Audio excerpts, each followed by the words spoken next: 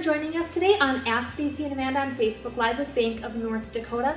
We are live every single Tuesday, usually around 2:30. So make sure that you like us on all social media and subscribe to everything so you know every single time that we go live, stay up to date with everything that's going on.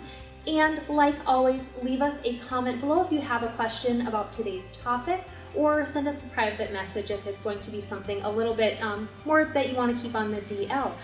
Today we are in the studio of Jessica Wachter, who is an artist located out of the Bismarck-Mandan area. So thank you, Jessica, so much for... thank you for having me. Yeah. Welcome to my studio and my space. Yes. So, hi, everybody. Hey. So I'm really excited. Jessica and I have been here. We've just kind of been chatting for the last 30 minutes. And if you don't feel it, I mean, there's just so much energy here in her studio right now. I'm really excited about it. So let's dive right in. Tell us a little bit about yourself, what you do in general. Well, I am an abstract expressionist painter and do some mixed medium as well on paper. And so I'm based out of here locally, but take my art all over the country and am able to showcase it and sell it around the country, which is really incredible to be out of my hometown and be back where family and friends are, and able to make a full-time career of the arts and yet still be in the North Dakota Midwest area. So today we're going to be talking to Jessica, of course, about her life as an artist, how you got there as far as your education and career and everything in regards to that. Just because I feel like there's a lot of students out there who have a love for the arts, whether it's music or painting or performance art of any kind, and maybe want to explore pursuing that in college, but don't really know how. I know I've talked a little bit that I majored in music for a little bit, and by a little bit I mean almost my entire college experience. I majored in music. So, which is so cool. Yeah. So let's talk a little bit about your experiences in high school and college.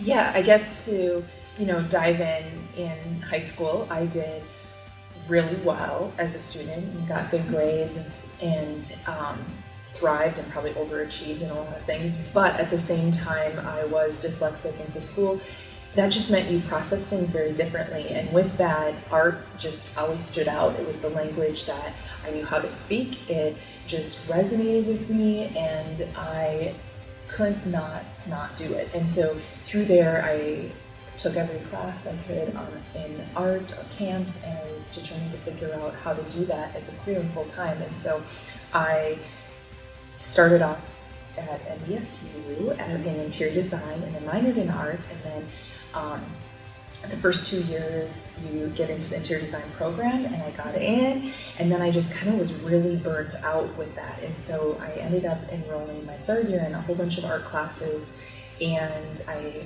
put that on hold with the thought of going back, and I ended up just loving arts too much. And so I got a minor in interior design, and I got my degree in art from NDSU. And so it was just this really cool process of exploration and figuring that out of I want to be a physical artist. And that's really where I dove into the abstract expressionist style and really found myself, which I continue to keep changing and hopefully evolving as an artist, and then kind of going down that path continuously until the day I die. I hope I keep growing and exploring with that. But I mean, really telling young artists, when I say artists, I say musicians or actors, anybody going into the creative field, that if you're really passionate about it, you can do it. And we need more young people to pursue the arts and explore the arts and express themselves, and show that through discovery, and show themselves and express it in ways that you can't in anything else. And so I think that art is powerful. and that this is a really cool time in a generation where the youth can really use that as a platform in a kind way and get their art out there. And it, of course, is an unconventional path, and that's more set by society standards, but it can be really fulfilling. Absolutely. So let's talk about, and you said non-conventional. I think a lot of folks times think, okay, you graduate from high school, you got to go to college, you're going to get a career in what you went to college for right off the bat. But that definitely wasn't the case for me, and I think for a lot of people that is just, that's not true. So can you tell us a little bit about the process in between, when you did that to now? So I think, first off, to tell anybody, it's a myth that, in our industry, and when I say that again, I'm referencing back with, in music or theater and acting and visual arts, that it was just this light switch and overnight success, and that it's a huge myth. All of a sudden we heard of this artist that popped up in the music world, and we never heard of him before. Overnight success or this actor, and that's truly a myth. That in most cases of any artist I know, it's a story and it's a journey, and there were lots of little projects along the way, little shows or small sales that made a big difference, a lot of failures along the way. And I think when you're referencing back, or someone now can look back at my career and say, oh my gosh, you gave a TED Talk, oh my gosh, you had a museum show at this age, oh my gosh. And yes, those were huge milestones and huge gems that I'm extremely proud of.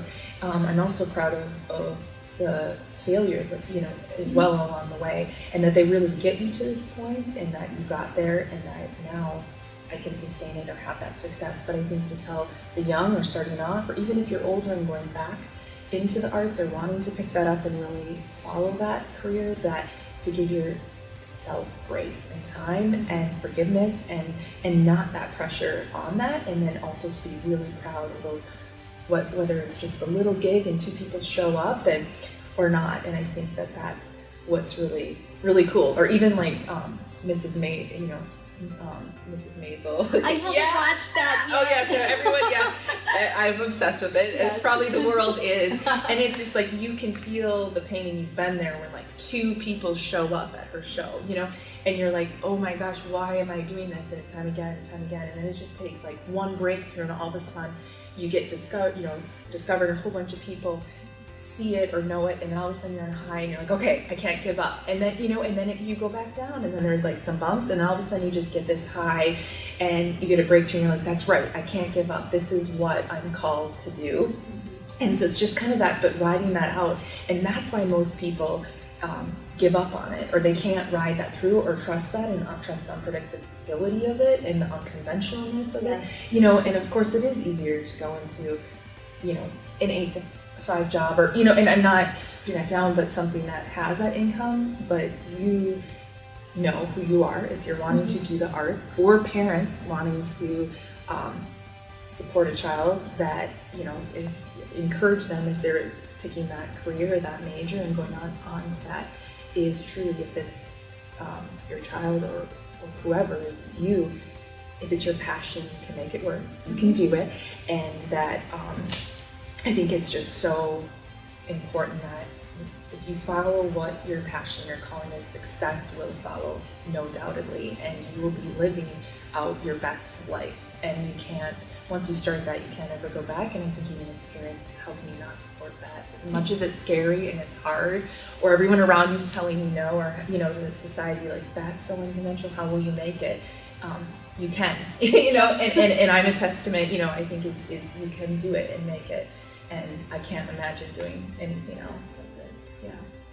One of my professors in college, her resounding thing is, you are good at what you do. Yeah. So if you have a love that you cultivate, and something, you're going to be good at it, and you got to trust the process and love the process. And only you can give to the world what you have. No one else can. And so I just think at the end of the day, or the end of life, how will you leave this world a better place, or what you left behind is knowing that you gave what you were supposed to give to the world, and I think like, can you, it's just like reminding ourselves that and asking ourselves that and doing that, and so I'm being really I'm proud of the work that I'm doing and putting out there into the world and leaving behind, and so I think that, it's just inevitable that you will make it. Absolutely. And I keep like looking around here just because there is so much beautiful art all over the place. If you see me just kind of like wandering, it's because there's something that caught my eye that didn't one of the first 20 times I looked around. So that's, there's that. So what kinds of other things would you tell students who are exploring the idea of studying any of the arts in college? I think that, I think that if you're, we need more artists, and we want, art is powerful, and I think that it is this time of freedom and exploration. So allow yourself that. I think parents, the biggest gift you can give your kid in this time is, as they head off, is the freedom to explore and truly allowing them in that transition. And I think that we kind of go as artists and is trying to find our own voice and not compare to anybody else's journey. And I think that we've all been guilty of it, or how come I'm not there yet at this age, or and others like, how did you get there, Jessica, at that age? And I think that everybody's story is uniquely theirs, and that we get there. And so to not really compare to that, but yet to just kind of find your voice and then go down that own path and really cultivate it. And art, doesn't have barriers. It truly transcends barriers. There's no language, there is no age, there is no social class, there is no geographical location in the world. You can see this art and you can understand it or not understand it, or it'll hopefully provoke something in you. But that's the beautiful part with art, is that anybody in any place can find that. There's no, what your political views or anything that stops that from happening. And so I think that can be really, really powerful, and you have that. And so to explore that, yet it's really cool. Like, I'm so glad we're in the generation that we're in, and the technology, that I referenced before, that we can get it all over the world and we can see that. Absolutely. So you mentioned that you sell your art all over the United States, and like you said, that wasn't an overnight success, but but yeah, I don't even know what question I want to ask with that. Like, I could just like imagine having I think your that, stuff all over. what I'm so passionate about too is just that, truly helping people, like, make impressionable, lasting impressions, and creating that and having that, filter into their home and their spaces. And I think that that's just like that weight, like you said, or the average person, or every day we kind of live in this life and we go through our mundane tasks, but we have to do the tasks of everyday life, and then we don't think of what can be those extra touches. That's just not in the back of their mind. And so if I can help or kind of transcend them into that, or help, inspire them in one way, or bring this joy that they resonate with the piece, and bring that into their home and provide that and be part of that they can have, that can be part of any of their space, and hopefully even go from generation to generation, that they can pass it along, or that, and knowing an original piece of art, or that becomes into your home, when it feels and creates a whole different energy, then you can explain it. I think people can resonate with that when they go into my clients' homes, or when my clients send me family photos, or through all the different stages, these milestones, that they take photos in front of these pieces, and that really becomes, truly like just a part of their everyday living. And it's really cool to witness that and to see that. So I think that's powerful. Absolutely. I just love seeing your passion for art. Like, it's just so wonderful, because I don't feel like we see it sometimes in a lot of stuff, but it's just it flows out of you. Obviously, you look around and it flows out of her in so many different ways. Yes. I just love it. Yes. So explore. And I think that there's just like that, in a lot of my work, I don't tell people what to see or what to feel. I'm trying to use color and shape and line and texture to really provoke that, and that can mean something different to everybody else, which is so cool, right? And so someone can feel something completely different than the next person, but yet that's what I want, is them to go down their own personal journey and bring that, and then and bring that with them or not. Even if you hate it, I love that you're feeling something, and that hopefully that brought you to think in a way that you normally didn't think in, or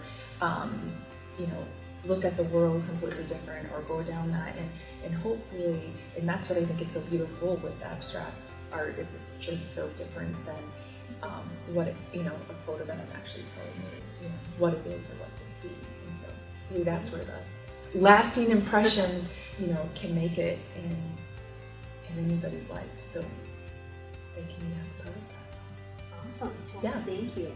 So before we wrap up, Yeah. are there any last words you would like for high school students, current college students, and their parents who are, thinking about flying the coop and going on to their next step? I think go chase after your dreams. I'm a big dreamer, and I'm a big advocate of people that dream big. And every time one of my biggest dreams comes true and you knock it down, you're like, in my wildest dreams I thought this can't, right?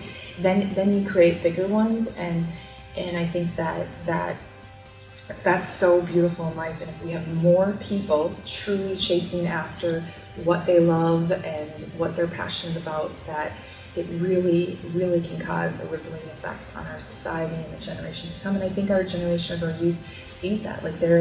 They're wanting that and resonating with that, and not wanting to stray from that, which is it's so cool to see. And so it's just finding that and tapping into that and not being afraid, wherever that takes you, or whatever your calling is and you're passionate, and not letting society standards hold you back, or society tells you that it's unconventional and you won't make it, how will you do it, or anybody, and even people, close to you. Surround yourself with people that can provide that creative platform, or let you breathe and let you be who you are, and not just, have your best interests, but also don't hold you back, and make sure, in a lot of my situations, you don't get there from sitting in what's comfortable. You don't get there from sitting there and never just jumping off the cliff and figuring it out as you go. And so I think that there's just kind of those moments where it's you don't need the permission at the same time. It's just go and figure it out, and life will kind of take you there, and it's really, really exciting. So please go be artists. That's my biggest thing. We need more of them in the world. So it's a really beautiful thing, and where the power lies. So. Yeah, wonderful. Well, Yeah. Thank you so much. Thank Jessica. you for I the really time. Thanks for appreciate having it. me. Yes, Hopefully thank this you. was good and helpful. Yes, Yeah. I loved it. Thank you Yeah. for inviting us to your studio. Thanks. Next week, we're going to be on a little bit more, a conventional topic. We're going to be talking to a CPA about scholarships and taxes.